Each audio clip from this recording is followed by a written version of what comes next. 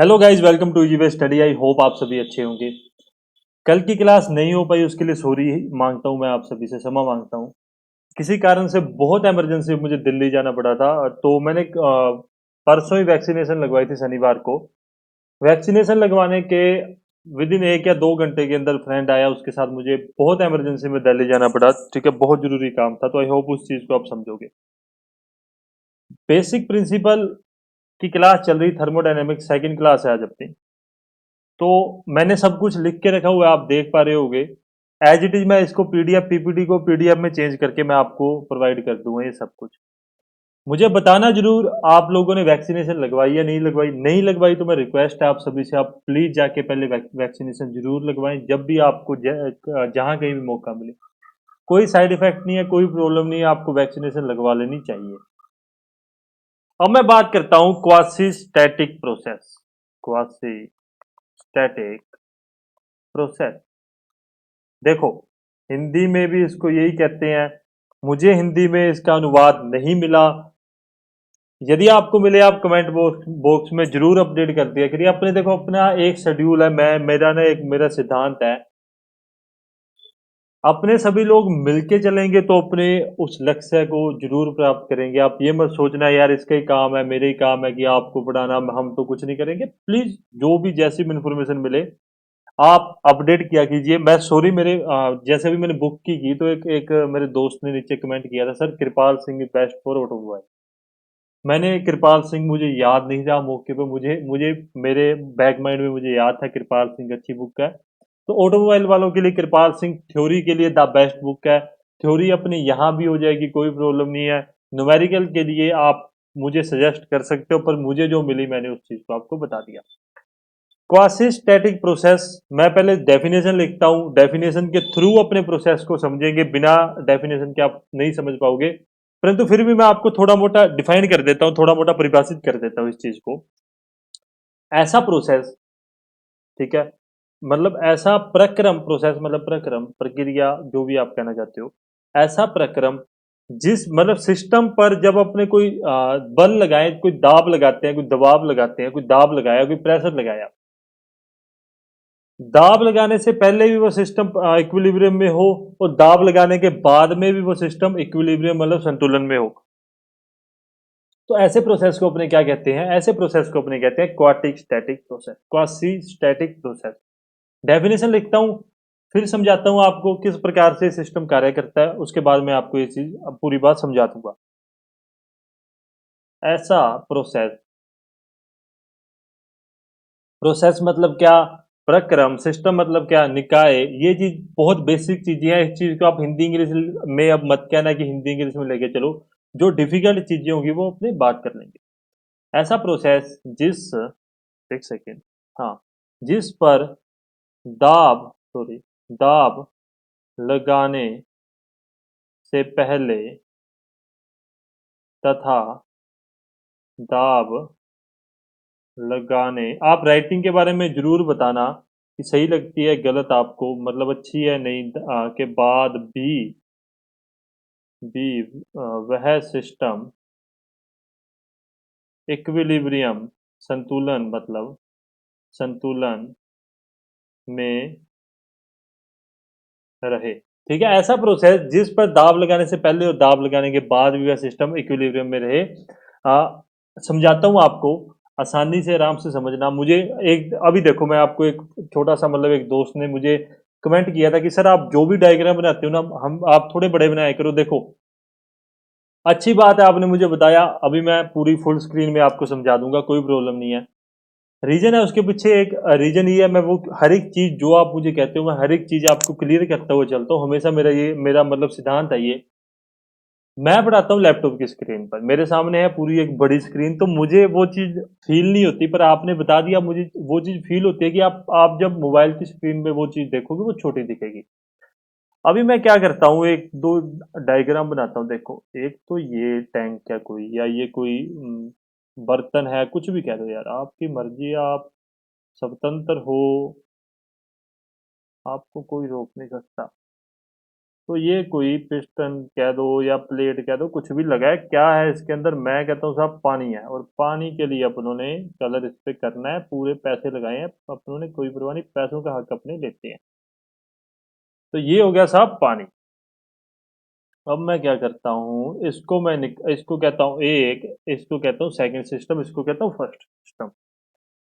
Energy level low लग रहा हो, प्लीज थोड़ा सा मैनेज कर लेना, मेरा वैसे भी लो होता है, आप इस चीज से परेशान हो, पर फिर भी यार, क्योंकि मैं एक तो दिल्ली जाके आया हूँ, इतना थका हुआ जिसकी कोई हद नहीं है, दूसरा वो वैक्सीनेशन है, कोवैक्सीन लगवाई है मैंने, वो दिल्ली जाके आया तब मुझे फील नहीं हुआ कि तब मेरी बॉडी में कोई सिम्टम्स नहीं थे, कोई प्रॉब्लम नहीं थी। जैसे ही मैं आया, मैंने बॉडी को रिलैक्स दिया, देन हाथ में पेन था, वो भी इंजेक्शन के कारण, नहीं तो मुझे इतनी ज्यादा प्रॉब्लम नहीं आई कोई किसी प्रकार की, और वो पेन थोड़ा सा ज्यादा था, तो वो चीज फील हो रही थी, तो थोड़ा सा एनर्जी लेवल कम है, वैसे कम भी रहता है, परेशान हो मेरे सिर मत फोड़ देना। हाँ जी। तो अब बात करता हूं मैं पहले निकाय पहले सिस्टम के लिए।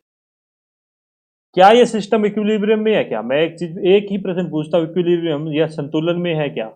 संतुलन में है क्या? तो आप कहोगे यस। हाँ जी। अरे यार तू साइलेंट क्यों नहीं है? तो आप कहोगे हाँ, यह सिस्टम क्या है, इक्विलिब्रियम में है, इस बात को आप समझ जाओगे। इक्विलिब्रियम मतलब क्या होता है, संतुलन मतलब क्या है? उस पर किसी प्रकार का यांत्रिक, मतलब प्रेशर वगैरह ना लग रहा हो, थर्मल, तापीय, कोई भी चेंजेस ना हो, रासायनिक, रसायन के कोई भी चेंजेस ना हो, मतलब अभी अपने पीछे संतुलन पढ़ के हटे हैं, तीन प्रकार के इक्विलिब्रियम होते हैं। पहला मैकेनिकल इक्विलिब्रियम, यांत्रिकी संतुलन, दूसरा थर्मल इक्विलिब्रियम, तापीय संतुलन, तीसरा केमिकल इक्विलिब्रियम, रासायनिक संतुलन। यदि यह तीनों है तो वो पूरा सिस्टम किस में होगा? थर्मल इक्विलिब्रियम, उष्मागतिकी संतुलन में होगा। इस बात को अपनों ने पढ़ा है, बहुत अच्छे से पढ़ा है। क्या ये सिस्टम में किसी प्रकार का प्रेशर लग रहा है? नहीं लग रहा है। ये पूरा सिस्टम एक, मतलब एक पूरा सिस्टम स्थिर है, कांस्टेंट है। ताप में कोई परिवर्तन नहीं, रसायन में कोई परिवर्तन नहीं, तो ये सिस्टम को मतलब अपना संतुलन में है।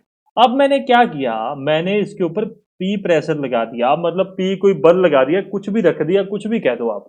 मैंने मैंने उसके ऊपर कुछ रख दिया, बल लगा के उसको छोड़ दिया।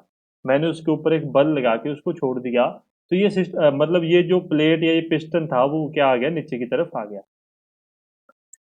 बल लगाया, ये सब कुछ तो इक्विलिब्रियम से हटा दिया, परंतु जब बल लगाने के बाद इसको छोड़ दिया, तब अपने कह सकते हैं ये सिस्टम इक्विलिब्रियम में है या नहीं है, संतुलन में है या नहीं है? तो बिल्कुल ये संतुलन में है। सर आपने कह दिया है, नहीं समझाता हूं। सबसे पहले यांत्रिक संतुलन, मैकेनिकल इक्विलिब्रियम में है। देखो, बल लगाने के बाद मैंने उसको छोड़ दिया है, बल मतलब बल मैंने छोड़ा, मतलब हटाया नहीं है, छोड़ दिया, कि उसको एक स्थिर मैंने बल, ये मतलब आप क्या समझाऊं, ये मैंने अपने हथेली पे बल लगा दिया, और इसको बल लगा के रखा हुआ मैंने, ठीक है, इसमें कोई चेंजेस नहीं कर रहा हूं, तो यह स्थिर बल है, इसमें किसी प्रकार का आप कोई बल में परिवर्तन नहीं होगा, तो मतलब थर्मल इक्विलिब्रियम अपने को प्राप्त होगा। ताप में कोई परिवर्तन नहीं होगा, तो अपने को तापीय परिवर्तन प्राप्त होगा, परिवर्तन सॉरी संतुलन प्राप्त होगा। रसायन का तो कोई सीन ही नहीं है, अब पानी अपनों ने लिया तो पानी में नहीं होता। अब अपने चलते हैं क्वासी स्टैटिक प्रोसेस के, जो वो कह रहा था क्या डेफिनेशन पे, ऐसा प्रोसेस जिस पर दाब लगाने से पहले तथा दाब लगाने के बाद वह सिस्टम इक्विलिब्रियम संतुलन में रहे। दाब लगाने से पहले, ये पहले और ये बाद में, क्या ये सिस्टम इक्विलिब्रियम में है? बिल्कुल है। तो इसी को कहते हैं क्वासी स्टैटिक प्रोसेस। ध्यान से आराम से पढ़ना। इससे पहले अपने आपको पता होगा, पहले ही क्लासेज आपने देखी कि प्रोसेस ही अपना चल रहा था, ठीक है, फ्लो और नॉन फ्लो प्रोसेस अपने ने किया था, मैंने उसको आपको पहले बताया नहीं। पहले भी क्या है, इक्विलिब्रियम में दाब लगा दिया, तब भी क्या है, ये थर्मल इक्विलिब्रियम में, और सॉरी थर्मोडायनेमिक्स इक्विलिब्रियम में है, या ऊष्मागतिकी इक्विलिब्रियम में है। देन अपने सेकंड बात करते हैं, रिवर्सिबल, रिवर्सिबल प्रोसेस। हिंदी में आप इस चीज को लिख दो, एक सेकंड, उत्कर्मणीय, उत्कर्मणीय व प्रतिवर्तनीय, प्रतिवर्तनीय प्रक्रम, ठीक है, उत्कर्मणीय व परिवर्तनीय प्रक्रम। मैं सबसे पहले डेफिनेशन लिखूंगा इस चीज की, फिर आप इस प्रोसेस को आप समझ पाओगे। पहली बात, मुझे पता है सबको आता है, आप सभी इंटेलिजेंट हो, आप सभी को इस प्रोसेस के बारे में पता है।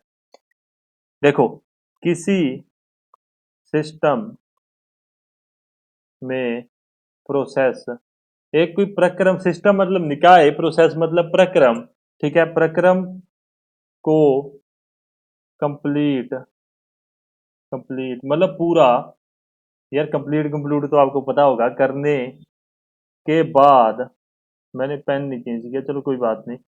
हाँ, बाद अपोजिट डायरेक्शन, अपोजिट डायरेक्शन मतलब उस प्रोसेस को अपने विपरीत दिशा में, विपरीत मतलब वापस उसी दिशा में, विपरीत दिशा में, ठीक है, वापस उसी दिशा में चलाएं, उस प्रोसेस को वापस उसी दिशा में चलाएं,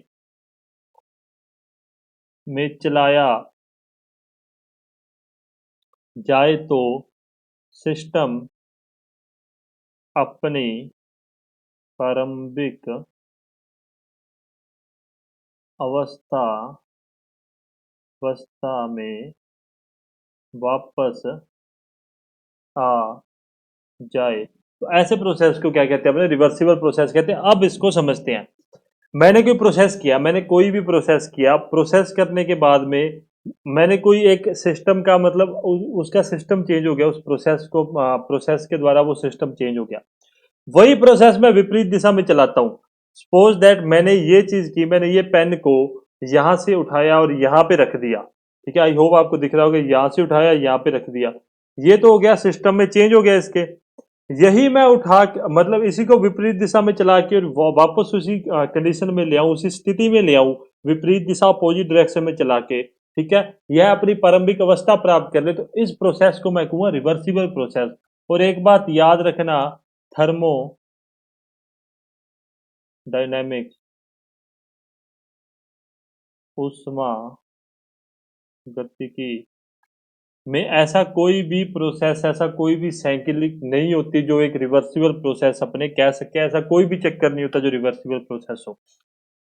अब मैं बताता हूं, आपने अभी पीछे पढ़ा क्वासी स्टैटिक प्रोसेस, ठीक है, ये पूरी तरह से नहीं होता, परंतु आप इसे, मतलब इसे, सॉरी, आप ये लिखो, यह एक रिवर्सिबल प्रोसेस है, प्रोसेस है, क्या है, प्रतिवर्तनीय प्रक्रम है। समझ रहे हो आप इस बात को? अब कहोगे यार आपने कहा थर्मोडायनेमिक्स में होता नहीं है, पूरे पूर्णतः नहीं होता, ठीक है, जो वापस अपनी स्टेज को प्राप्त कर ले, ऐसा नहीं होता। अब मैंने इसके ऊपर पानी, मतलब सॉरी, मैंने प्रेशर डाला, ठीक है, यही प्रेशर मैं हटा लूं, मैंने प्रेशर लगा दिया था, ठीक है, मैंने एक प्रोसेस कंप्लीट कर दी थी प्रेशर लगाने में, मैंने एक से दो में मतलब एक पॉइंट से दूसरे पॉइंट पे उसको ले गया था, ठीक है, मैंने उस पे, अब यदि मैं उसी चीज को विपरीत दिशा में चलाऊं, मतलब मैं वो प्रेशर हटा लूं, जो ये पी प्रेशर मैंने लगा रखा है, इसको हटा लूं, तो ये अपनी प्रारंभिक अवस्था में वापस आ जाएगा, तो इसको कहते हैं रिवर्सिबल प्रोसेस। तो क्वासी स्टैटिक प्रोसेस को अपने रिवर्सिबल प्रोसेस कह सकते हैं। परंतु याद रखना, कोई भी ऐसा चक्कर नहीं है, कोई भी ऐसा साइकिल नहीं है, ठीक है, साइकिल मतलब ऑटो डीजल साइकिल, ऐसा कोई भी साइकिल नहीं है, उसके उसके बारे में अपने आगे चल के और रिवर्सिबल प्रोसेस को अच्छे अच्छे से समझ लेंगे, ठीक है, कैसे क्या होता है। अब हमने बात करते हैं थर्ड, इररिवर्सिबल प्रोसेस,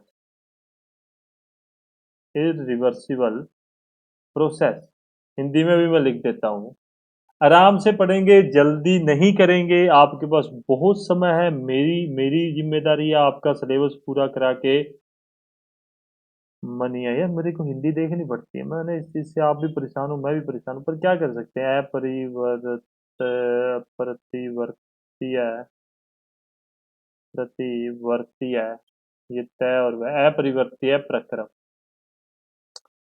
ठीक है, आसान भाषा में लिख लो, कुछ समझाने की जरूरत नहीं है। हाँ, उसमें आप ना एक एक एक एग्जांपल बताता हूँ आपको, स्प्रिंग याद रखना यार, एक और आपको मैं मतलब अच्छे से समझाऊं, तो स्प्रिंग है, कौन सा स्प्रिंग, कंप्रेशन टाइप संपीड़न स्प्रिंग, नहीं पढ़ा किसी ने, प्लीज जाके स्प्रिंग वाली क्लासेस देख के आइए, 3 प्रकार के स्प्रिंग आपको पढ़ाए थे मैंने।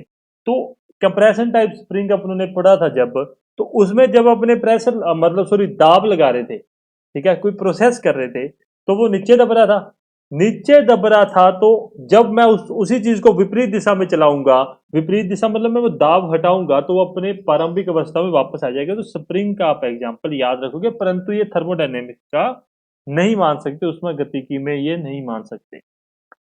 इरिवर्सिबल प्रोसेस क्या है? अभी रिवर्सिबल पढ़ा आप लोगों ने, ठीक है। इरिवर्सिबल जो अपनी प्रारंभिक अवस्था में वापस ना आ सके। होप सो समझ गए हो कि यार, बड़ा डेफिनेशन मैं हमेशा लिखने से मना करता हूं। इतना ही लिखो, छोटा लिखो, पर फाड़ दो उस चीज को, ठीक है। जो अपनी प्रारंभिक अवस्था में वापस ना आ सके, क्या जो पीछे बातें की हैं मतलब वो चला जाता है, वो प्रारंभिक अवस्था में आ जाता है। रिवर्सिबल प्रोसेस, इरिवर्सिबल प्रोसेस नहीं आता है, इतनी बात याद रखो। अभी समझाऊं बाद में, चलो मैं एक आपको देता हूं, मतलब ऑटो साइकिल है, ठीक है। ऑटो साइकिल, अभी आपको रिवर्सिबल इनरिवर्सिबल दोनों समझाते हो। सभी जितनी भी साइकिल्स है ना, जितने भी चक्कर है, ठीक है, आ, साइकिल है, जितनी भी चक्कर है, वो सब जितनी भी cycle, auto cycle, diesel cycle, Carnot cycle, joule cycle, जितनी भी साइकिल्स हैं, वो सब की सब इरिवर्सिबल होती है। आप उसको विपरीत दिशा में चलाओगे तो आप वो सब कुछ प्राप्त नहीं कर सकते। मैं अभी आपको बताता हूँ। ऑटो साइकिल यूज किस लिए होती है? अपने किस लिए यूज करते हैं? पेट्रोल इंजन के लिए। याद रखना, पेट्रोल इंजन के लिए अपने यूज करते हैं। उसी के बिहाफ पे मैं समझाता हूँ ऑटो साइकिल क्या कहती है। ये पी और वी डायग्राम है। यहाँ से चलो ये चीज बनाई, ये बनाई, मेरी डायग्राम थोड़ा सा खराब है, मैं इसको रेज करो यार, इतना मेरी बेइज्जती हो रही है। अरे रुक जाओ रुक जाओ, मैं आगे ही समझाता हूँ। फिर वही एक दोस्त ने मुझे कहा था, सर आपका डायग्राम बड़ा बनाओ। ये लो भाई, ये लो, ये लो, ये लो, और ये लो, समझ जाना यार। डायग्राम डूइग्राम ऐसे ही बनते हैं। तो मैं क्या करता हूँ, ये लो और ये लो, और आजा। हाँ, ये मैं 0, 1, 2, 3 और 4, ये है पी और वी, मतलब ये ऑटो साइकिल है। अच्छे से नहीं समझाऊंगा, अच्छे से अपने आगे चल के समझेंगे ऑटो साइकिल, जब अपने पूरी एक प्रॉपर बात करेंगे इसके ऊपर, ठीक है। एक आपको रिवर्सिबल इनरिवर्सिबल प्रोसेस अच्छे से समझाने के लिए ये मैं समझा रहा हूँ। देखो, 0 से क्या करता है ये? कांस्टेंट प्रेशर पे सक्शन होगा, चूसन सक्शन होगा, ठीक है। प्रेशर क्या रहेगा? कांस्टेंट रहेगा। प्रेशर क्या रहेगा? स्थिर रहेगा। दाब क्या रहेगा? स्थिर रहेगा। अभी क्या मैं इसी चीज को वापस कर सकता हूं क्या? नहीं कर सकता। क्यों? नॉर्मल सी बात है। और आगे चलते हैं। चूसन मेरे ख्याल से सही होता है यार, कैसे कैसे नाम है ये। ठीक है। देन दूसरी बात देखो, एक से दो प्रोसेस क्या होगा? एक से दो प्रोसेस होगा एडियाबैटिक, एडियाबैटिक कंप्रेशन, कंप्रेशन। हाँ यार, क्या होता है एडियाबैटिक में? एक सेकंड देखता हूँ। रुदोसम, रुदोसम संपीड़न। क्या मैं इस चीज को वापस चला के, मतलब देखो, देखो देखो देखो, अभी मैं आपको बताता हूँ, ठीक है। क्या मैं पूरा प्रोसेस ही समझाता हूँ यार। मैं आपको कंफ्यूज नहीं करना चाहता, मेरा ये मतलब ये मोटिव है कि मैं आपको कंफ्यूज ना करूँ। अब मैं क्या करता हूँ, हीट सप्लाई करता हूँ। हीट सप्लाई होगी, क्यों होगी? क्योंकि अपने क्या यूज करते हैं इसमें? स्पार्क प्लग यूज करते हैं। मत मत दिमाग लगाना, एक बार मैं बता रहा हूँ। फोर्थ नंबर पे अपने क्या करते हैं, देखो, 0 से 1, 1 से 2, 2 से 3, 3 से 4 की बात करूं तो एक्सपेंशन होता है। विस्फोट अपने कहते हैं, विस्फोट। सप्लाई मतलब हीट सप्लाई, उष्मा प्रदान करनी, उष्मा प्रदान करनी, ये आप देख लेना। और 4 से क्या होता है? हीट रिजेक्शन, बाहर निकलना। अब मुझे बताओ, मैंने सक्शन किया एक इंजन में, मैंने चूसन किया किसका? एयर और फ्यूल के मिक्सचर का, उसको कंप्रेस किया ही, उसके उसको मैंने स्पार्क या हीट दी, उसमें विस्फोट हो गया, एनर्जी जनरेट होगी, और उसमें से क्या हुआ? धुआं बाहर निकल गया। पूरा का पूरा एक साइकिल पूरा कर दिया, अपने प्रोसेस पूरा कर दिया। क्या मैं यह चीज विपरीत दिशा में चला के वापस से पेट्रोल और एयर का मिक्सर प्राप्त कर सकता हूं क्या? आप कहोगे नहीं कर सकते। तो इसीलिए मैं कहता हूं, हर एक प्रोसेस, जो हर एक साइकिल है, वो क्या है? वो इरिवर्सिबल है, रिवर्सिबल नहीं है। आप उसको विपरीत दिशा में चलाकर वो चीज वापस नहीं प्राप्त कर सकते जो आपके पास थी। आई होप अब आप समझ गए होगे। ठीक है, मैंने पूरा प्रोसेस आपके सामने रख दिया, मुझे लगता है लेंथी भी कर दिया मैंने इस टॉपिक को, पर आपको समझाना जरूरी था। अब मैं बात करता हूं cyclic process process cyclic process. हाँ, इस चीज वो पीछे वाले डायग्राम से आपका ये भी क्लियर हो जाएगा। चक्रीय प्रक्रम, इसके बारे में अपने डिस्कस करते हैं। पीछे वाला जो डायग्राम आपको करवाया था उससे आप इस चीज को भी समझ जाओगे। देखो लिखो, जब कोई निकाय, मैं पहले डेफिनेशन लिखता हूं, जितने भी आपकी साइकिल इतनी तेज जाते हैं ना बाइक लेके, पूरी डेफिनेशन लिखता हूं, डेफिनेशन से समझेंगे अपने। पहले समझने का कोई मतलब नहीं है, आपको कंफ्यूज नहीं करूंगा, जो चीज पहले समझाने वाली है वो समझा दूंगा। जब कोई निकाय विभिन्न विभिन्न प्रोसेस या प्रक्रम प्रक्रम या अवस्था से होकर अपनी प्रारंभिक अवस्था में वापस आ जाए तो इसे साइक्लिक प्रोसेस कहते हैं। वो किसी पिटी बातें हैं। क्या कहना चाह रहा हूं, अब वापस समझिए। जब कोई सिस्टम अपनी प्रारंभिक अवस्था से हो, सॉरी, विभिन्न अवस्थाओं से होकर अपनी प्रारंभिक अवस्था में वापस आ जाए, उसको क्या कहते हैं, साइक्लिक प्रोसेस। पीछे चलते हैं, वापस बात करता हूं।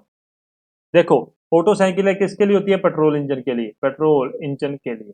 याद रखना, ऑटो साइकिल किसके लिए यूज होती है, पेट्रोल इंजन के लिए। पेट्रोल इंजन किस पे कार्य करता है, ऑटो साइकिल पे कार्य करता है। इसको अपने कहते हैं कांस्टेंट वॉल्यूम, स्थिर आयतन प्रोसेस साइकिल भी कहते हैं, वो आगे की बातें। एक से दो चला दिया मैंने, दो से तीन प्रोसेस कंप्रेशन कर दिया, हीट सप्लाई, एक्सपेंशन और रिजेक्शन। फिर ये क्या होगा, देखो, चार से एक आ गया। ठीक है, फिर ये प्रोसेस वापस से चलेगा। ठीक है, वापस से मतलब सक्शन, कंप्रेशन, ये सब प्रोसेस वापस से चलेगा। एक बार मैं समझाऊं, देखो, एक तो होता है सक्शन, दूसरा होता है कंप्रेशन, अभी हिंदी में लिख देता हूं, तीसरा होता है एक्सपेंशन, और चौथा होता है एग्जॉस्ट। यही यही चार प्रोसेस होते हैं। यही चार प्रोसेस इसमें लिखे हैं। सक्शन मतलब चूसन, कंप्रेशन मतलब संपीड़न, विस्फोट, और इसको बाहर निकलना, जो भी आप कहते हो हिंदी में देख लेना। यही चार प्रोसेस हैं। जब अलग अलग अवस्थाओं से होते हुए वो अपनी प्रारंभिक अवस्था में, मतलब वो जीरो पे आ जाएगा, सक्शन का प्रोसेस दोबारा से वो चालू कर लेगा।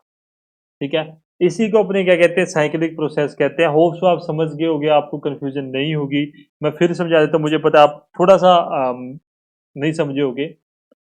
सक्शन कहाँ हो रहा है, जीरो से एक प्रोसेस में हो रहा है। जीरो से एक प्रोसेस में क्या हो रहा है, सक्शन हो रहा है। फिर क्या है, कंप्रेशन कर दिया, हीट दे दी, एक्सपेंशन हो गया, हीट रिजेक्शन होने के बाद में वो जीरो पे जाएगा, एक पे नहीं रहेगा, याद रखना। जीरो से एक फिर वो सक्शन करेगा, ये प्रोसेस बार बार चलता रहता है। ठीक है, वो प्रारंभिक अवस्था में वापस आता है। इसको क्या कहते हैं, साइक्लिक प्रोसेस। इसीलिए अपने उस चीज को क्या कहते हैं, auto cycle. Auto cycle, auto चक्कर। ठीक है, diesel cycle, diesel cycle, diesel चक्कर। ठीक है, ये सब अपने इसीलिए साइकिल कहते हैं उन सबको, क्योंकि वो अपनी प्रारंभिक अवस्था में वापस आ जाते हैं। इतनी बात आपको समझ आ गई होगी। अब आगे आगे फटाफट अपने तीन चार पांच बातें देखते हैं, तीन चार पांच बातें। एक प्रोसेस होता है आइसोथर्मल, आइसोथर्मल प्रोसेस, हिंदी में कहते हैं समतापीय प्रक्रम। ठीक है, एक इसी की डेफिनेशन लिख रहा हूं, बाकी आप लिख लेना। ऐसा प्रोसेस, ऐसा प्रक्रम, ठीक है, जिसके जिसके दौरान ताप स्थिर रहता है। क्या बात कर रहा हूं मैं, ऐसा प्रोसेस जिसके दौरान तापमान या ताप, जो भी आप कहना चाहो, स्थिर या कांस्टेंट रहता है, उसको क्या कहते हैं, समतापीय प्रोसेस कहते हैं। छठा अपने बात करते हैं आइसो बारिक प्रोसेस, बारिक प्रोसेस। देखो, अभी आपको मैं बता देता हूं, थर्मल से आप समझ गए होगे। थर्मल मतलब क्या, ताप की बात कर रहा है, ताप या मतलब तो आप समझ ही गए होगे। बार मतलब क्या, बार किस लिए यूज होती है, अभी जस्ट आपको आगे चल के बताता हूँ बार वगैरह क्या होता है। फिर भी बार किस लिए, प्रेशर के लिए यूज होती है, ठीक है। हिंदी में अपने कहते हैं इसको समदाबी प्रक्रम कहते हैं, समदाबी प्रक्रम कहते हैं। तो इसमें क्या होता है, इसमें आप याद रखोगे दाब क्या रहता है, स्थिर रहता है। क्या रहता है, दाब स्थिर, प्रेशर क्या रहता है, कांस्टेंट रहता है। इस चीज को आप याद रखोगे, लैंग्वेज में जो मर्जी लिखो, मेरी तरफ से फ्री हो। आगे से आगे बात करता हूं, आइसोचैरिक प्रोसेस, सम आयतनिक प्रक्रम, सम आयतनिक प्रक्रम। हाँ, आयतनिक से आप समझ जाओगे क्या, इसमें क्या है, वॉल्यूम को अपने क्या कर रहे हैं, कांस्टेंट रख रहे हैं। आयतन को अपने क्या कर रहे हैं, आयतन यहाँ पे क्या रहेगा, स्थिर रहेगा। होप सो आसानी से पूरा ऐसा प्रोसेस जिसके जिसके दौरान आयतन को स्थिर रखा जाता है उसको अपने क्या कहते हैं, आइसो कैरिक प्रोसेस या सम आयतनिक प्रक्रम कहते हैं। आसानी से समझते जाओ। अब बात करता हूं एडियाबैटिक, सॉरी सॉरी सॉरी क्या लिख रहा हूं मैं, हाँ, ADIABATIC, आइडियाबैटिक क्या है, प्रोसेस है। हिंदी में कहते हैं रुदोसम प्रक्रम, रुदोसम प्रक्रम। देखो, आसान भाषा में समझाऊं, ऐसा प्रोसेस जिसके दौरान सिस्टम से मतलब सिस्टम से कोई भी एनर्जी, मतलब कोई भी एनर्जी नहीं कह सकते, हाँ कोई भी तापीय एनर्जी बाहर व अंदर नहीं आ सकती, उसको अपने क्या कहते हैं, एडियाबैटिक प्रोसेस कहते हैं। किसी भी प्रकार का मतलब ऊष्मा का आदान प्रदान नहीं होता, तापीय एनर्जी आप ऊष्मा, हीट हीट कह सकते हो, आप हीट से आसानी से समझ जाओगे, हीट का आदान प्रदान नहीं होता, ठीक है। ऐसा प्रोसेस जिसका हीट या ऊष्मा का प्रदान, प्रदान ऐसी होता है ना, प्रदान नहीं होता। होप सो कम लिखो पर समझ जाओ, किसी भी प्रकार का मतलब सिस्टम में किसी प्रकार के ऊष्मा का आदान प्रदान नहीं होता, ना ऊष्मा बाहर जाती है ना ऊष्मा अंदर आती है, कुछ भी नहीं होता उसके अंदर, ठीक है। इससे आगे एक प्रोसेस हो रहा है free expansion, free expansion Hindi में क्या कहते हैं मैं बताता हूं आपको, मुक्त प्रसार, ओए, मुक्त प्रसार। देखो, आसानी से समझाऊं, इसके द्वारा इस प्रोसेस में, सॉरी मैं आपको इसको रिलीज करके एक तो पेन चेंज करूं। देखो, सिस्टम के द्वारा या सिस्टम के ऊपर किसी भी प्रकार, किसी भी प्रकार का कार्य नहीं किया जाता, ठीक है, या नहीं किया जाता या नहीं होता, जो भी आप कह सकते हो, ठीक है। क्या है, कोई भी सिस्टम मतलब ऐसा प्रोसेस जिसमें सिस्टम के ऊपर या सिस्टम के द्वारा किसी भी प्रकार का कोई कार्य ना किया जाए। फ्री, फ्री मतलब क्या, मुक्त है वो। मुक्त का मतलब फ्री मतलब कि उसके ऊपर ना वो बंदा कोई कार्य करता है, ठीक है। एक जनरल लैंग्वेज में समझिए, किसी बंदा फ्री कब होता है, ना वो कोई काम करता है ना वो काम करवाता है, ठीक है। दोनों बातें अपने समझ लेंगे। देन एक छोटे मोटे पॉइंट है, अगर मैं हिंदी में लिखना फिर से भूल के गालियां मत निकालना, आप देख लेना। पॉइंट फंक्शन, बिंदु फलक, आई आई थिंक सो बिंदु फलक ही होगा। आप फिर भी देख लेना, फंक्शन को फलक कहते हैं, क्या कहते हैं। समझाऊंगा लिखवाऊंगा नहीं, समझना जरूरी है। दो चीजें होती है, एक पॉइंट फंक्शन, एक पाथ फंक्शन, एक पाथ फंक्शन, ठीक है। हाँ, पाथ को अपने क्या कह सकते हैं, जो भी आप ये थोड़ा सा प्लीज इस चीज के लिए मेरी मैं सॉरी मांगता हूँ, मैंने पाथ फंक्शन और पॉइंट फंक्शन नहीं हिंदी में लिखे, मुझे बुक खोलनी पड़ेगी, काफी लंबा टाइम है। वैसे भी आज थोड़ा मेरे को ये है कि आपको आज ये पूरा करवाना है बेसिक प्रिंसिपल, क्योंकि कल भी अपना टाइम वेस्ट हो गया था, कल अपनी अपनी क्लास नहीं हुई थी। समझना इस चीज को, एक कोई ग्राफ है, ठीक है, ऐसा फंक्शन जिसको ग्राफ अब यार ग्राफ को हिंदी में क्या कहते हैं, प्लीज गालियां मत देगा, ग्राफ को ग्राफ ही कहते हैं, हाँ ग्राफ को ग्राफ ही कहते हैं। ऐसा फंक्शन जिसको ग्राफ में पॉइंट के द्वारा दर्शाया जा सके, ठीक है, पॉइंट के द्वारा दर्शाया जा सके। अब कहोगे यार ये क्या बात कर दी आपने, पॉइंट फंक्शन क्या होता है, हमें तो समझ ही नहीं आया। समझाता हूँ दादा, समझाता हूँ, रुको। पी और वी, पी और वी अपनों ने क्या कर दिया इसमें, एक ग्राफ बना दिया, मतलब एक ग्राफ, एक लाइन खींच दी पी और वी। यहां पे मैंने एक पॉइंट ले लिया, ठीक है। इस पॉइंट पे अपने बता सकते हैं कि प्रेशर कितना है और वॉल्यूम कितना है, बता सकते हैं नहीं बता सकते? आप कहोगे बिल्कुल बता सकते हो। तो ये क्या हो गया, ये अपना क्या है, ये अपना पॉइंट फंक्शन है। पॉइंट फंक्शन अब आपको समझ आया, जैसे टी और एस, टेम्परेचर एंथैल्पी अपने डायग्राम लेते हैं, आगे अपने इस चीजों के बारे में बात करेंगे जब साइकिल पढ़ेंगे। मैंने यहां पे एक पॉइंट बना दिया कहीं भी पूरे ग्राफ में, तो मैं समझ जाऊंगा कि उस पॉइंट के ऊपर पर्टिकुलरली टेम्परेचर कितना है और एंथैल्पी कितनी है। अगर मैं पहले की बात करूं तो इस पे प्रेशर कितना है इस पॉइंट पे, और वॉल्यूम कितना है, मैं समझ सकता हूं। ये सब क्या है, ये सब होते हैं पॉइंट फंक्शन, जहां आप एक पॉइंट के द्वारा ग्राफ के अंदर समझ जाओ। एक पर्टिकुलर पॉइंट है, जैसे मैंने यहाँ पे इस चीज को यहाँ पे ले आया। हाँ, मैंने आपको पीछे भी समझाया था ना, शायद काफी पीछे चला गया। अगर मेरे को इस पॉइंट पे मुझे अगर पता लगवाना हो ना कि प्रेशर और वॉल्यूम कितना है, तो मैं पता कर सकता हूँ, ठीक है। इस पॉइंट पे मैं प्रेशर और वॉल्यूम पता कर सकता हूँ, इसको कहते हैं पॉइंट फंक्शन। इतनी बात आप समझ गए होगे। अब मैं बताऊं आपको पाथ फंक्शन क्या होता है, उस चीज के बारे में अपने डिस्कस करें, जिसको ग्राफ में पॉइंट के द्वारा ना दर्शा के, ग्राफ में क्या करते हैं अपने, एक रेखा के द्वारा या लाइन के द्वारा दर्शाया। लिखने के लिए इतनी बातें ही हैं, यही लिखोगे तो इनफ होगा, ठीक है। इसको पॉइंट से ना दर्शा के एक रेखा एक लाइन के द्वारा दर्शाया जाता है। देखो, अभी अपने पीछे भी बात करके हटे हैं, आप इस चीज को आ, और आसानी से, जैसे अपने बात करें कार्य, कार्य क्या होता है भाई, बल इंटू विस्थापन। बल इंटू विस्थापन, मैं यहाँ पे फोर्स लेता हूं और डी में लेता हूं डिस्प्लेसमेंट।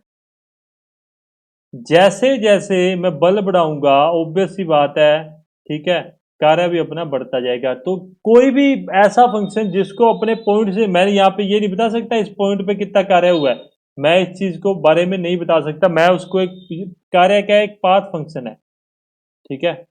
हीट क्या है, एक पाथ फंक्शन है। अभी पीछे अपने वापस से चलें, तो ये जितने भी पॉइंट अपने ने किया, कंप्रेशन क्या है, अपने बात करें कंप्रेशन क्या है, कि वो पॉइंटों से मिलके एक पाथ को पूरा करता है। अब आप कहोगे कि सर अभी आपने यहां मुझे कह दिया पॉइंट फंक्शन है, पर इस पॉइंट पे मुझे पता होगा बल कितना है, विस्थापन कितना है, मैं कार्य निकाल सकता हूं ना। आप निकाल सकते हो, पर मैं अगर आपको कार्य दे दूं तो आप कार्य कैसे निकालोगे, जीरो से यहां तक आप कार्य निकालोगे ना। तो ये क्या है, ये क्या है, यह है पाथ फंक्शन। पॉइंटों से मिलके बनता है पाथ फंक्शन। आप पहले इस पॉइंट पे पहुंचे, इस पॉइंट पे ये पॉइंट, ये पॉइंट, ये पॉइंट और ये पॉइंट, ठीक है। इस पॉइंट को मतलब जब आपने मिलाया तब अपने पास क्या, एक पूरा पाथ जनरेट हो गया, ठीक है। उसी को अपने क्या कहते हैं, पाथ, मतलब पाथ फंक्शन कहते हैं। कार्य क्या है, पाथ फंक्शन है। हीट क्या है, पाथ फंक्शन है। होप्स आप कंफ्यूज नहीं होगे।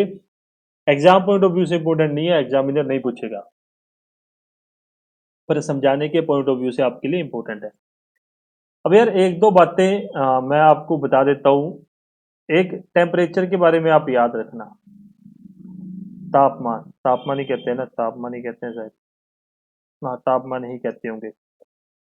एक होता है एसटीपी, मैंने फिर हिंदी में नहीं लिखा, ठीक है। एक दूसरा होता है एनटीपी।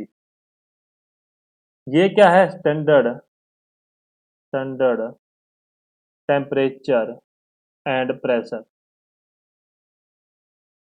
हाँ, साधारण नहीं, इसको तो अपने कहते हैं, देखो ये क्या है, नॉर्मल टेम्परेचर एंड प्रेशर, साधारण ताप व दाब। इसको आप देख लेना क्या कहते हैं, ठीक है। मैं थोड़ा सा स्किप हो जाता हूँ यार, मैं ना मतलब हिंदी इंग्लिश में थोड़ी सी मुझे प्रॉब्लम आती है, पर फिर भी आप एसटीपी और एनटीपी से समझ जाओगे। याद रखना एसटीपी पे प्रेशर कितना होता है, तो यहाँ पे 15 डिग्री सेल्सियस तथा 1.01325 बार का प्रेशर होता है। अरे ये क्या लिख दिया, ये एटमॉस्फेरिक प्रेशर होता है। आप सभी ने आज तक क्या पढ़ा है, आप सभी ने पढ़ा है 1 बार, ठीक है। एग्जामिनर ने अगर आपको कंफ्यूज करना है ना, तो वो आपको ये कह देगा कि what is the value of atmospheric pressure in bar, bar के अंदर, बाहर वो वाला नहीं है इंजीनियर, इंजीनियर वाला बार नहीं है, ये प्रेशर वाला बार है। एग्जामिनर अगर आपको कंफ्यूज करेगा, तो वैसे तो एटमॉस्फेरिक प्रेशर, वायुमंडलीय दाब क्या होता है, वो 1 बार होता है, ठीक है। परंतु वास्तव जो उसकी मतलब काउंटिंग है, वो क्या है वास्तव में, जो मतलब उसका वैल्यू है, वो क्या है, 1.01325 बार होती है। याद रखना, आप कभी ये कह दो मुझे 1 बार पढ़ाया था, ये क्या पूछ लिया वहां जाके, हो सकता है यार कोई पता नहीं है, ये इतना इजी प्रश्न है, परंतु अपने लिए हार्ड ना बन के सामने है, तो याद रखोगे। इसको याद रखो, 0 डिग्री सेल्सियस तथा 1.01325 बार। मैंने हमेशा 1 बार कभी याद ही नहीं रखा, मैं हमेशा इसको क्या याद रखता हूँ, 1.01325 बार याद रखता हूँ, सांस और चढ़ेगी इसको बोलते बोलते। होप सो इतना समझ आ गया होगा। एटमॉस्फेरिक प्रेशर आपको मैंने बता दिया, उतना आप ध्यान रख लेना, एटमॉस्फेरिक प्रेशर के बारे में आपको बता दिया। एक बात और याद रखना, एक बार में क्या होता है, 10 की पावर 5 पास्कल होते हैं, ये भी याद रखना। कई बार एग्जामिनर पूछ लेता है, वैसे यूनिट एंड डायमेंशन आपके नहीं है, तो आप इस चीज को ज्यादा मतलब इन डेप्थ में मत पूछना। इतनी बात होगी अपनी नॉर्मल चीजों की। अब अपने घुसते हैं कुछ डेप्थ में, जो थर्मोडायनेमिक्स जिसके लिए फेमस है, एनर्जी।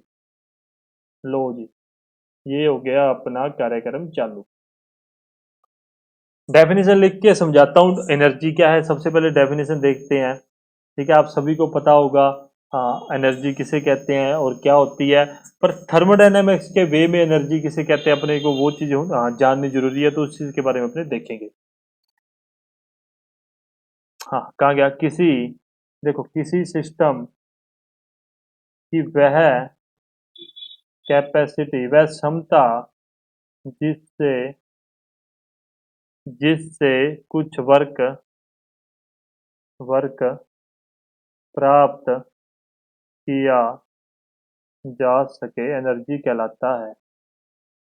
किसी सिस्टम की, देखो अपने नॉर्मली क्या होता है, एनर्जी क्या है, ठीक है। कार्य करने की क्षमता को अपने क्या कहते हैं, एनर्जी या ऊर्जा कहते हैं। परंतु थर्मोडायनेमिक्स में क्या कहते हैं, किसी सिस्टम, किसी निकाय की वह कैपेसिटी जिससे कुछ कार्य प्राप्त किया जा सके, उसे अपने क्या कहेंगे, एनर्जी कहेंगे। याद रखोगे, भूलना नहीं है। दो प्रकार की एनर्जी होती है, एक होती है स्टोर एनर्जी, एक होती है स्टोर एनर्जी, और दूसरी होती है अपने ट्रांजिस्ट एनर्जी। ट्रांजिस्ट एनर्जी हिंदी में लिख दूंगा, घबराना मत, पारगमन ऊर्जा। और इसको अपने स्टोर एनर्जी को क्या कहते हैं, मतलब स्टोर करके रखना, इकट्ठा करके रखना। आप जो भी यार समझो स्टोर एनर्जी, मुझे नहीं लगता आपको मतलब इतनी कंफ्यूजन होगी। स्टोर एनर्जी के बारे में देखते हैं। सबसे पहले इसमें आती है पोटेंशियल एनर्जी, पोटेंशियल एनर्जी, स्थितिज ऊर्जा, स्थिति ऊर्जा, ठीक है। सेकंड आती है कैनेटिक एनर्जी, कैनेटिक एनर्जी, गतिज ऊर्जा, गतिज ऊर्जा, ठीक है। थर्ड आती है इसमें इंटरनल एनर्जी, इंटरनल एनर्जी। इसके बारे में बात करेंगे, इंटरनल एनर्जी अपने आगे चल के बहुत अच्छे से पढ़ेंगे। इन डेप्थ टॉपिक है ये आपका। देखो पोटेंशियल एनर्जी आप सभी को पता है क्या होती है, mgh, मास, गुरुत्वाकर्षण और ऊंचाई को अपने क्या कहते हैं, पोटेंशियल एनर्जी। ये फॉर्मूला है, परंपरागत चलता आ रहा है, आपको रटा भी होगा। गतिज ऊर्जा क्या होती है, ½ mv²। याद रखना है, कोई नहीं भी करोगे तब भी आपकी मर्जी है, कर लोगे तब भी आपकी मर्जी है, कोई प्रॉब्लम नहीं। इंटरनल एनर्जी अपने आगे चल के समझेंगे। इसको एक चीज इसको और कहते हैं, इसको याद रखना, फ्लो एनर्जी भी कहते हैं। फ्लो एनर्जी भी इसको कहते हैं। हिंदी में क्या कहोगे यार, फ्लो को प्रवाह एनर्जी, प्रवाह ऊर्जा। वाह जी वाह, मेरी हिंदी बहुत अच्छी है। प्रवाह ऊर्जा अपने इसको कह सकते हैं। देखो मैंने इंस्टेंट ही आपको बताता हूँ, अब हिंदी में अगर प्रॉब्लम हो तो गालियां मत निकालना, मैं बार बार ये चीज कहता हूँ। परंपरागत ऊर्जा में अपने क्या कह सकते हैं, इलेक्ट्रिकल एनर्जी, इलेक्ट्रिकल एनर्जी, विद्युत ऊर्जा, ऊष्मीय ऊर्जा या हीट एनर्जी, हीट ऊर्जा, उष्मीय, उष्मीय पता नहीं जो भी है, उष्मीय ऊर्जा, यार मुझे, मैं पता नहीं क्या करूंगा। ठीक है, ये होती है एनर्जी। होप सो आसानी से आप इस चीज को समझ गए होगे, आपको ज्यादा कोई कंफ्यूजन नहीं होगी इस चीज को समझने में। चलिए आगे चलते हैं। एनर्जी के बारे में कोई इतना लंबा चौड़ा भाषण नहीं है, एक डेफिनेशन है, और आपके एग्जाम पॉइंट ऑफ व्यू से बिल्कुल भी इंपॉर्टेंट नहीं है। इतनी बात और कह दी आपको, मत मत याद करना, करोगे तब भी याद, ठीक है। मैं ये चीज आपको पढ़ाता हूँ, ठीक है, मैं इस चीज को छोटा करके पढ़ाता। यदि आप मुझे स्टार्टिंग में ये ना कहते ना लेवल आपको पढ़ाना चाहिए, मैं आपको बड़ा छोटा करके इतने आसानी से आपको समझाता ना, जिस चीज को मतलब आपको मजा आ जाता। पर अब मैं हर एक चीज को उठाता हूँ, तो उसके बारे में आपको, मेरी कोशिश होती है कि आपको बता के मैं उस चीज को खत्म करूँ। अब मैं बात करता हूँ हीट, ऊष्मा के बारे में। ऊष्मा क्या होती है, हीट क्या होती है? जब सिस्टम और सराउंडिंग के तापमान में परिवर्तन होगा और उसमें जो फ्लो ऑफ एनर्जी होगा ना, उसको अपने क्या कहते हैं, ऊष्मा कहते हैं। डेफिनेशन देखते हैं, फिर उस चीज को आसानी से समझेंगे, पूरा सिस्टम सराउंडिंग वगैरह बना के मैं आपको समझाऊंगा। डेफिनेशन क्या कहती है? जब सिस्टम, सिस्टम मतलब निकाय, और सराउंडिंग,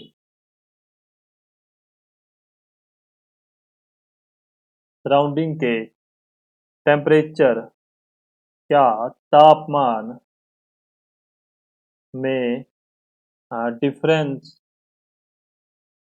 डिफरेंस को मतलब अपने क्या कह सकते हैं यार, मतलब अब यार आप डिफरेंस को मतलब परिवर्तन, परिवर्तन नहीं, आप क्या, मैं हिंदी में यार इस चीज को प्रोनाउंसिएशन नहीं कर पा रहा, कि मतलब सपोज करो कि यहाँ का टेम्परेचर 22 डिग्री सेल्सियस है और यहाँ का टेम्परेचर 40 डिग्री सेल्सियस है।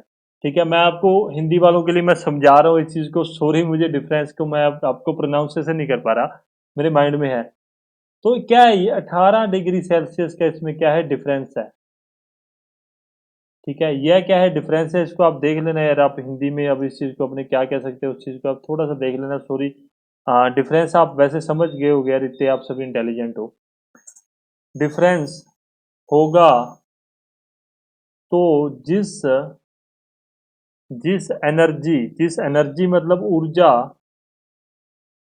ऊर्जा का प्रवाह, प्रवाह या फ्लो होगा, उसे अपने क्या कहेंगे, उसे ऊष्मा कहते हैं। इतनी बात आपको समझ आ गई होगी, इस बात में आपको कोई प्रॉब्लम नहीं होगी। एक सेकंड में पानी पी लूं, आज ना गर्मी बहुत ज्यादा है।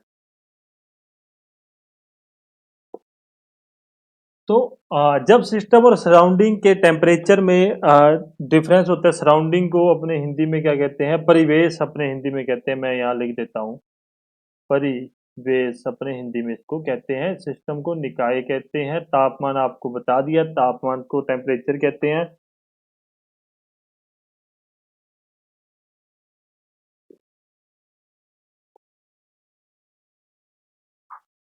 हाँ, चलिए अब मैं आपको समझाता हूँ दो तीन बातें, फिर अपने आगे चल के उस चीज को लिख भी लेंगे। अब मैं क्या करता हूँ, मैंने यहाँ पे मैंने एक सिस्टम बना, अरे यार ज्यादा बड़ा बना दिया, मैं क्या करूँ। हाँ, यहाँ पे मैंने क्या किया, यहाँ पे ये मैंने कोई सिस्टम बना दिया, सिस्टम या निकाय बना दिया जी, बना दिया। और ये जी मैंने बना दिया उस सिस्टम की सराउंडिंग। ठीक है, ये सिस्टम है, ये सराउंडिंग है, सराउंडिंग है, परिवेश। अब सुनो दो तीन चार बातें मेरे से, ठीक है, गालियां नहीं, बातें मतलब ये नहीं, दो तीन चार बातें। मैंने मैंने कह दिया कि 20 डिग्री सेल्सियस परिवेश का तापमान है। आराम से बात समझ लेना, लिखने वाली बात आपको लिखवा दूंगा। ठीक है, अगर आप ये डायग्राम बना के लिखना चाहते हो तब भी लिख लेना, कोई प्रॉब्लम नहीं है। हाँ जी, मैंने कह दिया कि 20 डिग्री सेल्सियस क्या है, परिवेश और सराउंडिंग का तापमान है। और मैं क्या लिख देता हूं, 100 डिग्री सेल्सियस क्या हो गया जी, 100 डिग्री सेल्सियस हो गया अपना सिस्टम का तापमान। इतनी बात आप समझ गए हो? हाँ जी, हम समझ गए हैं। हम्म, पहले डेफिनेशन समझा देता हूँ, वो डेफिनेशन जो लिखी है देखो। मैंने क्या कहा था, जब सिस्टम और सराउंडिंग के तापमान में डिफरेंस होगा तो जिस एनर्जी का प्रवाह होगा उसको ऊष्मा कहते हैं। तो इन दोनों में डिफरेंस है।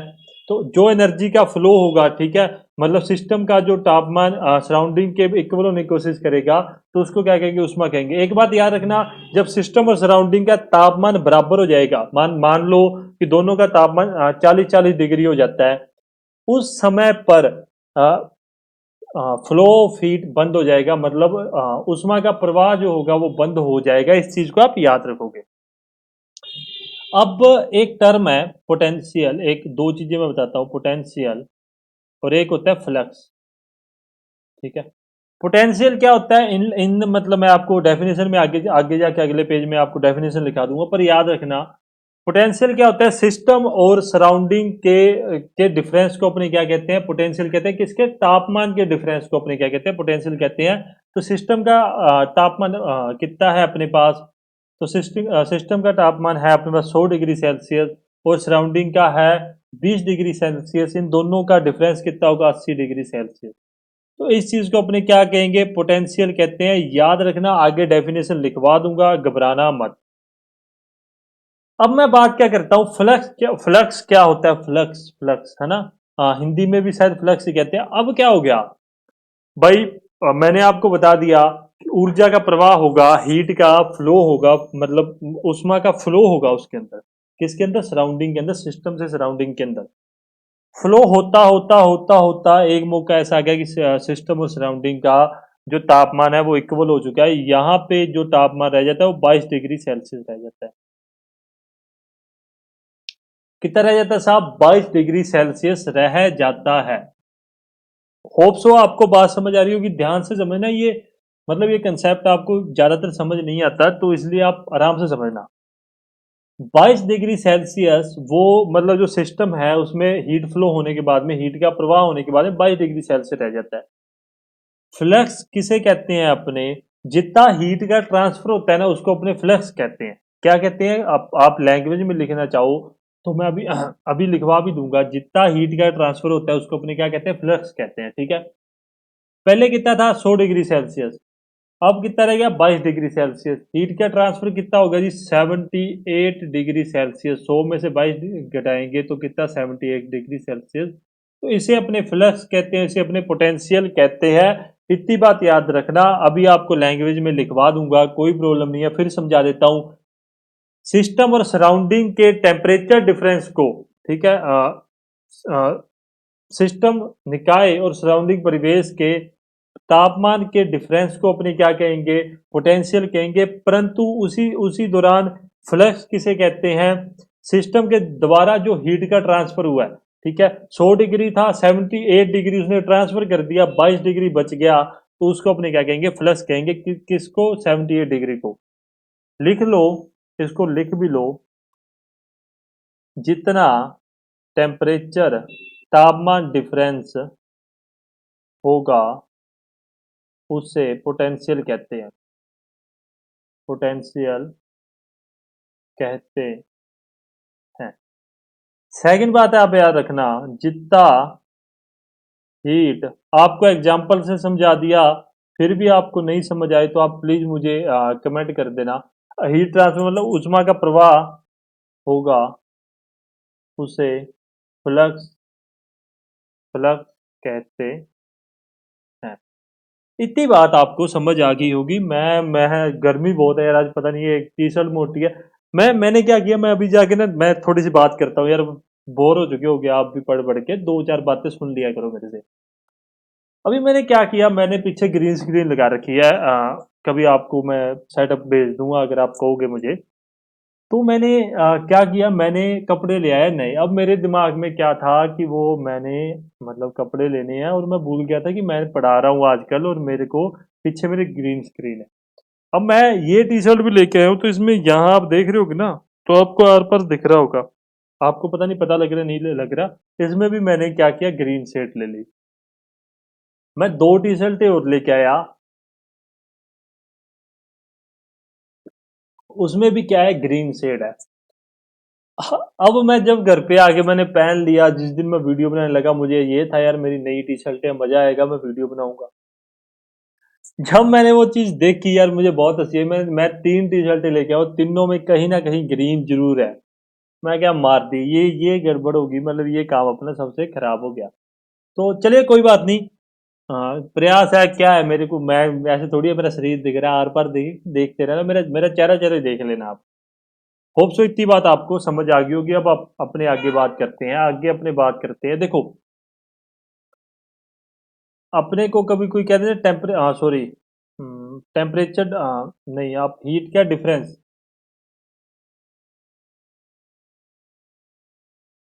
ऊष्मा का मतलब डिफरेंस आप क्या होता है। नहीं, आपको आगे समझाऊंगा यार, रहने दो रहने दो, अभी नहीं अभी नहीं अभी नहीं, ये चीज अभी सही नहीं है। स्पेसिफिक हीट, उसके बारे में बात करते हैं। विशिष्ट, विशिष्ट ऊष्मा के बारे में अपने डिस्कस करते हैं, क्या होती है। देखो यार, इसका तो डेफिनेशन ही है, इकाई द्रव्यमान वाले पदार्थ का इकाई तापमान बढ़ाने या घटाने के लिए जितनी ऊष्मा की आवश्यकता होती है, उसे अपने क्या कहते हैं, स्पेसिफिक हीट या विशिष्ट ऊष्मा कहते हैं। दोबारा से सुन लो, इकाई द्रव्यमान वाले पदार्थ का इकाई तापमान बढ़ाने या घटाने के लिए जितनी ऊष्मा की आवश्यकता होती है, उसको अपने क्या कहते हैं, विशिष्ट ऊष्मा कहते हैं। एक बार लिख लो, फिर आपसे बात करता हूं मैं आगे।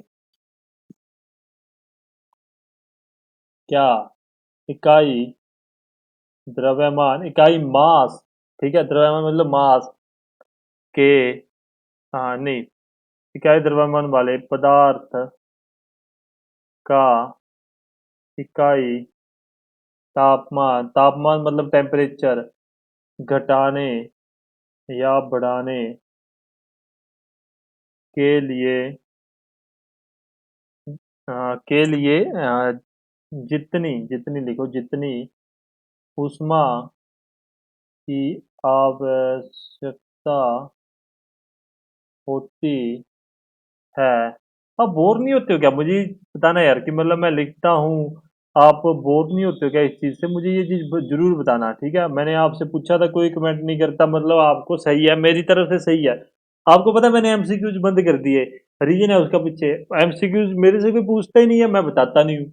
मेरे से पूछोगे मैं बता दूंगा, मुझे लगेगा कि यार आप लोग अच्छे से पढ़ रहे हो, तब मैं एमसीक्यूज भी चालू कर दूंगा। कोई उस वीडियोज पे ज्यादा मतलब मुझे मुझे नहीं लगता कि यार मैंने जो आपको बताया मैंने सही बताया, मैंने पूरा बताया, सही तो बताया, मतलब मैंने पूरा बताया, कुछ ना कुछ मुझसे रह गया होगा। जब मैंने टोरजन या मरोड़ का आपको बताया था, उसके बाद कोई रिस्पॉन्स नहीं है, तो अपना भी कोई रिस्पॉन्स नहीं है। आप लोग जो करना चाहते हो वो करो, मेरा मेरा काम है, मैं पढ़ा के आपको साइड हो जाऊंगा। याद रखोगे कि हीट का डिफरेंस जो होता है ना, उष्मा का डिफरेंस जो होता है वो क्या होता है, एम सी डी टी, ठीक है। ये चीज आप याद रखोगे। इस चीज को वैसे याद रखने की जरूरत नहीं है, मैं इस फॉर्मूले को याद रखने के लिए नहीं कहता। जो याद रखने वाली बात है, अपने आगे चलते हैं, आगे देखते हैं। स्पेसिफिक हीट, विशिष्ट, विशिष्ट ऊष्मा क्या होती है। दो प्रकार की विशिष्ट ऊष्मा होती है, अभी आपको सारा कंसेप्ट में सामने कर, एक होती है सीपी और एक एक होती है सीवी, ठीक है। याद रखना, जब अपने ये सारा प्रोसेस जो भी क्या है ना, इकाई द्रव्यमान वाले पदार्थ को इकाई तापमान घटाने या बढ़ाने के लिए जितनी ऊष्मा की आवश्यकता होती है, उसे अपने क्या स्पेसिफिक, जब ये पूरा प्रोसेस अपने स्थिर दाब पर करेंगे ना, स्थिर दाब या मतलब प्रेशर जब अपने कांस्टेंट रखेंगे, तो वो प्रोसेस उसमें अपने क्या यूज करेंगे, सीपी। एक बात, जब अपने आयतन, आयतन स्थिर कर देंगे, वॉल्यूम स्थिर कर देंगे, तो वो प्रोसेस को अपने क्या कहेंगे, क्या कह सकते, स्थिर आयतन विशिष्ट ऊष्मा वगैरह आप इसको कह सकते हो। इतनी बात आपको समझ होगी, क्योंकि सीपी और सीबी से अपने इसको डिनोट करते हैं। इसको एक चीज और भी लिख सकते हो आप, देखो एम आपने लिखा ना, D Q is equal to M C P D T, या D Q is equal to M C V D T. जो भी पीछे लिखे, ये दो बातें आप याद रखना, कांस्टेंट प्रेशर और कांस्टेंट वॉल्यूम के ऊपर अपने क्या होता है, हीट का जो डिफरेंस होता है, उसको अपने क्या कहते हैं, M C P D T और M C B D T. रटने वाली चीजें रट लेना। अब आपको मैं वैल्यूज बताता हूं। एयर के लिए ये वैल्यू मैंने यूज की है, हर एक मतलब पदार्थ के लिए अलग होती है, पर अपने जो बेसिक अपने एग्जामिनर पूछता है वो एयर की पूछता है। दो तीन चीजों की और है, तो वो एमसीक्यूज में आपके ज्यादा क्लियर होगी। 1.005 किलो जूल पर केजी केल्विन, यूनिट याद रखना। और कांस्टेंट वॉल्यूम स्थिर ताप सॉरी आयतन पर क्या होगी, 0.718 किलो जूल पर केजी केल्विन होगी। ठीक है, ये दो बातें भी आप याद रखोगे एग्जाम पॉइंट ऑफ व्यू से। सबसे इंपॉर्टेंट बातें अभी आपको मैं कर रहा हूँ, भूल गए तो मतलब वैकेंसी ही भूल जाना। बहुत इंपॉर्टेंट चीज है, एग्जामिनर बड़े प्यार से पूछता है आप लोगों से, तो भूलना मत। सेकंड चीज, सीपी ग्रेटर देन सीवी होता है, याद रखोगे नहीं रखोगे, बिल्कुल याद रखेंगे, yes we can do it. CP क्या होता है, ग्रेटर देन सीवी होता है। समझ आई नहीं आई, नहीं आई तो क्यों नहीं आई भाई, वो ऊपर मैंने लिख तो रखा है। सीपी का मान क्या है, 1.005, और सीवी का मान क्या है, 0.718। तो क्या है वो, ग्रेटर देन क्या है, सीपी ग्रेटर देन सीवी होता है, मतलब बड़ा होता है सीपी सीवी से। इतनी बात आप समझ गए होगे, मैंने ज्यादा कोई बकवास नहीं किया। अब क्या है, एक कांस्टेंट होता है गामा। ठीक है, इसको क्या कहते हैं अपने, गामा। गामा पहलवान, गामा इज इक्वल टू क्या है, सीपी अपॉन में सीवी। एग्जामिनर सीधा सीधा पूछता है, एग्जामिनर सीधा सीधा पूछता है, सीपी व सीवी के अनुपात को क्या कहते हैं, गामा। इसको एक चीज और भी कह सकते हैं, एडियाबैटिक, एडियाबैटिक इंडेक्स। हाँ, रुदोसम, हाँ गुणांक आप इसको कह सकते हो, या जो भी रुदोसम आएगा गुणांक आप इसको कह सकते हो। अभी आपने देखा होगा पीवी की बार 1.4 is equal to constant adiabatic process में, आपने कहीं ना कहीं देखा होगा, तो वो कैसे आता है मैं वो बताता हूँ। 1.005 बटा में 0.718 इज इक्वल टू 1.4 होता है, याद रखना। और ये क्या है, यूनिट लेस होता है, कोई यूनिट नहीं होती है इसकी, याद रखोगे ये बात। ठीक है, गामा की वैल्यू क्या होती है, 1.4, याद है, हाँ जी याद है। CP greater than CV, D Q is equal to M C P D T, D Q is equal to M C P D T, ये दोनों हो सकते हैं कांस्टेंट वॉल्यूम और कांस्टेंट प्रेशर पे। दाब और ताप स्थिर जब होते हैं अलग अलग होते हैं। गामा की वैल्यू याद रखना, मोस्ट इंपोर्टेंट चीज है आपके अभी तक के लिए टॉपिक में से। एग्जामिनर पूछ सकता है, कोई बड़ी बात नहीं है। ठीक है, बहुत से एग्जामों में पूछा जाता है। अब मैं आपको बताता हूं सीपी सीबी एंड आर में रिलेशन। सीपी सीपी सीबी और सीबी तो पता है कि कांस्टेंट वॉल्यूम और कांस्टेंट प्रेशर पे अपने क्या है, ये स्पेसिफिक हीट के बारे में अपने बता रहे हैं। आर क्या है, गैस कांस्टेंट होता है। कांस्टेंट मतलब गैस गुणांक स्थिरांक, स्थिरांक जो भी होता है, तो उसको अपने आर को क्या कहते हैं, गैस कांस्टेंट। एग्जामिनर यहां से भी आपसे सीधी बात पूछता है बिना कोई बकवास किए, CP minus CV equal to R होता है। याद रखोगे क्या ये बात, याद रख लेना, नहीं तो एग्जाम में भूल ही जाओगे, याद नहीं रहेगा और आपको सिलेक्शन भी नहीं होगा, ये भी भूल जाना फिर। CP minus CV equal to R होता है, याद रखना, भूलना मत। अभी दो बातें मैं और निकाल देता हूँ यार, वैसे ये पता नहीं आपके काम की आएगी नहीं आएगी, पर मैं निकाल देता हूँ। सीबी को क्या करो, पहले तो बाहर ले जाओ अपने। एक तो सीबी और आर का रिलेशन निकालेंगे, एक सीबी गामा और आर का निकालेंगे, और एक सीबी गामा और आर का रिलेशन निकाल के आपको देता हूं मैं। अभी क्या करते हैं, अपने सीबी को यहां से बाहर पटक देते हैं। मैं कहता हूं सीबी चल बाहर, सीपी बटा में सीवी माइनस में 1 आ जाएगा, आ जाएगा नहीं आ जाएगा, बिल्कुल आ जाएगा, इज इक्वल टू आर। कोई दिक्कत परेशानी तो नहीं होगी ना आपको इस चीज में, नहीं होगी जी। हमें आपकी बात की हुई सही है, और आप जो बात कहते हो वो सही माननी पड़ेगी, नहीं मानेंगे तो हमें हमें कोई प्रॉब्लम नहीं है। अच्छा जी, सीपी बटा में सीवी माइनस 1। अब आपको पता है सीपी बटा में सीवी क्या होता है, यहां लिखा हुआ है सीपी बटा में सीवी क्या होता है, तो गामा होता है। तो CV is equal to gamma minus 1, oh sorry, CV into gamma minus 1 is equal to R. CV is equal to R upon में गामा माइनस 1। समझ आ गई या नहीं आई, आ गई है जी, कंफ्यूज हो गए हो तो कोई इलाज नहीं है, आसानी से समझा दिया। मुझे नहीं लगता अब इससे आसानी से मैं समझा पाऊंगा। अभी देखो एक जगह मैंने क्या निकाल दिया, सीबी मैंने बाहर निकाल के पटक दिया, सीबी को बोल दिया था मैंने बाहर चल, इसी प्रकार से मैं सीपी को कहता हूँ भाई एक मतलब इससे बाहर निकल। ठीक है, सीपी मैंने बाहर निकाल दिया, सॉरी बाहर निकाल दिया, 1 - CV/CP is equal to are. हो गया जी, बिल्कुल हो गया सर। चलिए इससे आगे चलते हैं, इसके आगे अपने मैं क्या कर सकता हूँ, अभी इस चीज को मैं लिख सकता हूँ क्या, वन, ये क्या है गामा का उल्टा है तो 1 - अरे यार मैं ये क्यों लगा रहा हूँ, इज इक्वल टू आर। अभी इस चीज को इधर पटक देता हूँ, ठीक है, इसको पटको मत यार, इसको पटको मत, पटकना एक गंदी बात है। गामा -1 ये चीज मैं लिख सकता हूँ क्या, गामा को मतलब मैंने नीचे एलसीएम ले लिया, ठीक है, ऊपर गामा -1 ये चीज आ जाएगी। आप सियाने हो, आप सभी को ये चीज आती है, मुझे नहीं लगता किसी को भी ये चीज नहीं समझ आई होगी। CP is equal to R upon में गामा -1 अपॉन में गामा, आर नहीं, हाँ आर अपॉन में गामा -1 अपॉन में गामा। ये दो बातें आप याद रखना, गामा ऊपर भी आपको दे सकता है, को कंफ्यूज मत हो जाना।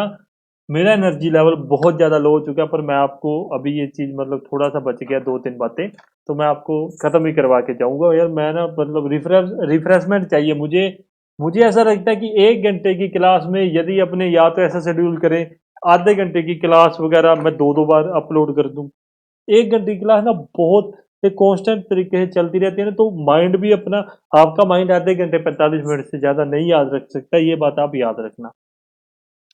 सीपी सीवी आर में आपको रिलेशन बता दिया, उसके बाद में सीवी गामा आर में और सीपी गामा आर में मैंने रिलेशन बता दिया।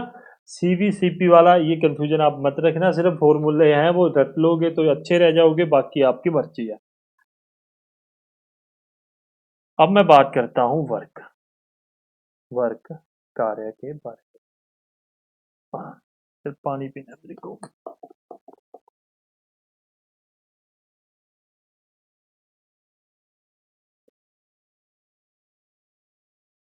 ओके, देखो डेफिनेशन ही सबसे पहले लिखते हैं अपने।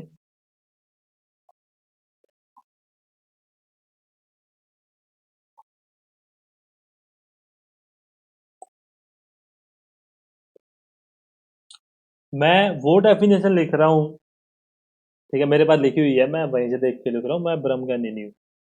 मैं वो डेफिनेशन लिख रहा हूँ जो आपने अभी तक पढ़ी है, फिर मैं बताऊंगा थर्मोडायनेमिक्स में क्या डेफिनेशन आती है कार्य के लिए।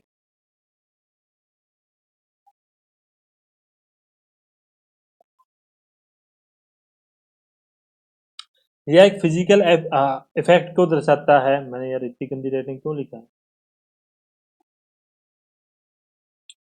यहाँ पे क्या है यार, मैं आपको वैसे ये लंबा बता रहा हूँ, चलो कोई ना। जहाँ बल का लगाना तथा उसके द्वारा डिस्प्लेसमेंट या विस्थापन होना आवश्यक है। ये बात आपने पढ़ी है। कार्य क्या होता है जी, कार्य साहब होता है बल इंटू विस्थापन। ये बात आप लोगों ने पढ़ी है, इस चीज में आपको कोई प्रॉब्लम नहीं होगी, परंतु थर्मोडायनेमिक्स के अकॉर्डिंग ये चीज गलत है। मतलब ऐसा नहीं हो, ये जरूरी नहीं है कि आपका मतलब कोई डिस्प्लेसमेंट हो उस चीज को आपको दर्शाया जाए, ये बिल्कुल भी जरूरी नहीं है। इस बात को आप ध्यान में रखेंगे, अपने माइंड में इस चीज को फोकस बना के रखेंगे। अब आगे बात करता हूँ उष्मा, उष्मा गतिकी के अनुसार, थर्मोडायनेमिक्स के अनुसार क्या है, वर्क एक पाथ फंक्शन है, पाथ फंक्शन है जो हमेशा ट्रांजिस्ट में रहता है, जो हमेशा अस्तित्व में रहता है, अस्तित्व में रहता है। याद रखना जो मैं बातें बोल रहा हूँ उस चीज को याद रखना। नॉर्मल अपने जो फिजिक्स वगैरह में पढ़ते हैं या अपने सोम वगैरह में पढ़ा है, तो अपने क्या कहते हैं, या आप एफएम वगैरह में कहीं भी पढ़ा हो आपने, तो अपने क्या कहते हैं, कार्य क्या है जी साहब, कार्य ये है कि बल इंटू विस्थापन को अपने मैकेनिक्स में बेसिकली अपने पढ़ते हैं। कार्य क्या है, बल इंटू विस्थापन को अपने क्या कहते हैं, कार्य कहते हैं।